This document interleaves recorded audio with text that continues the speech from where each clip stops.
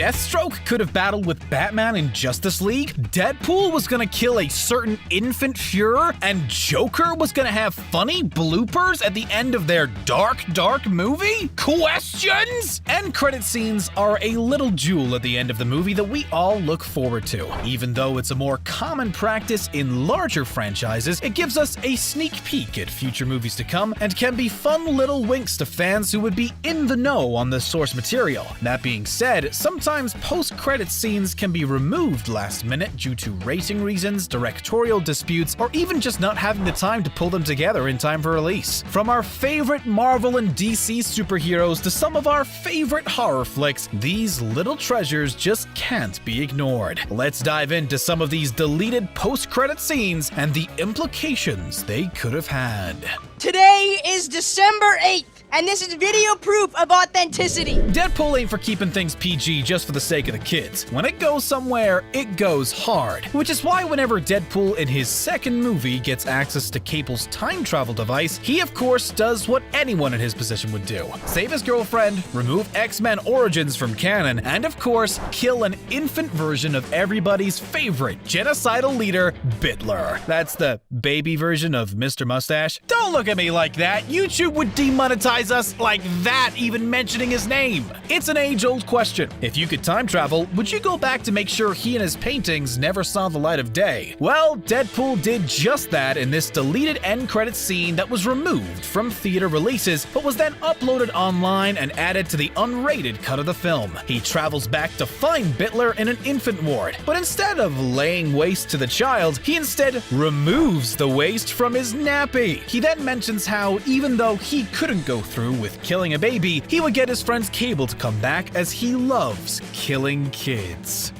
While you may not expect the most dramatic of storylines from Deadpool, on the other end of the spectrum, it would have been really weird if DC's Joker had tried to pull something funny out of the depressing and disturbing 2-hour drama. Well, it seems like Joaquin Phoenix thought otherwise, as various sources reported that the actor had suggested adding a blooper reel of funny moments while the credits were rolling. The segment would have featured actors flubbing lines, funny moments, and potentially the hundreds of different variations of scenes that Phoenix performed on camera. It's safe to say that a segment like that may have been a bit jarring after watching Arthur Fleck murder TV host Murray and started a Gotham revolution. Turns out that director Todd Phillips thought the same way. He said in an interview with Games Radar that Joaquin said it would be funny to put bloopers alongside the names like they did in the old days. The idea of a post-credits scene in this movie would have seemed wrong and a little too light for me.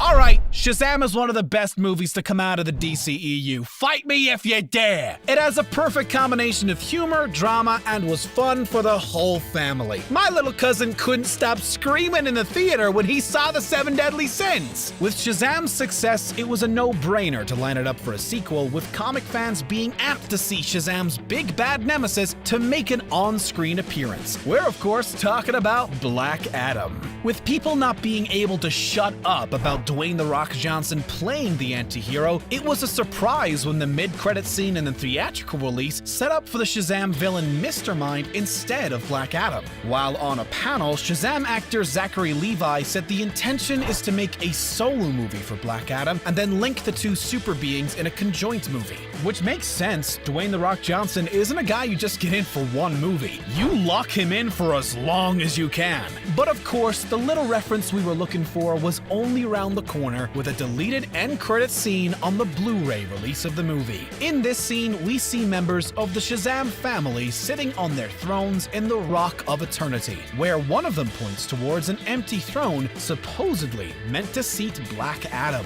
While it may not have been in the theatrical release, this deleted scene shows us that he is surely on his way.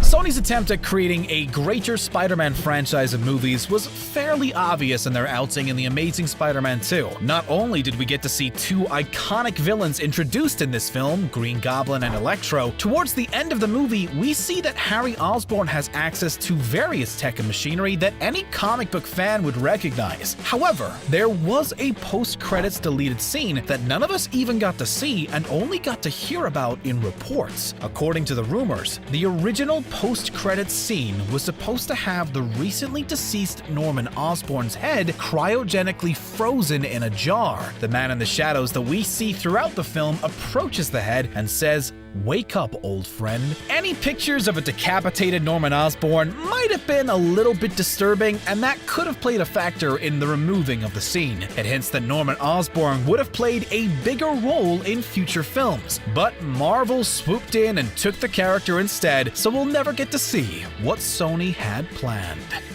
Who else here is excited for the Snyder Cut of Justice League? I mean, if anything, it'll be interesting to see what Zack Snyder had intended before the studio had to replace him with Joss Whedon. There are plenty of theories out there as to what was missing from the Justice League we saw to the Justice League that was meant to be. There have been many hints that some members of the Green Lantern Corps would make an appearance in the end credits of the Snyder Cut. Snyder also made an Instagram post saying that he was able to shoot all of the movie apart from a moment that would have included the Martian Manhunter. It's safe to say there will probably be a couple of differences between the two releases of the movie, but one character's on-screen time that we got to see could have been trimmed down, and we know this thanks to the actor playing Deathstroke during the end credits scene of Justice League tweeting out his excitement for the Snyder Cut. As we can see, there's a couple of emojis on his tweets that could be interpreted as his character having a battle with Batman. So we've got Green Lanterns, more Deathstroke, and who knows what else just coming from the post-credits? Man, this film's gonna be awesome!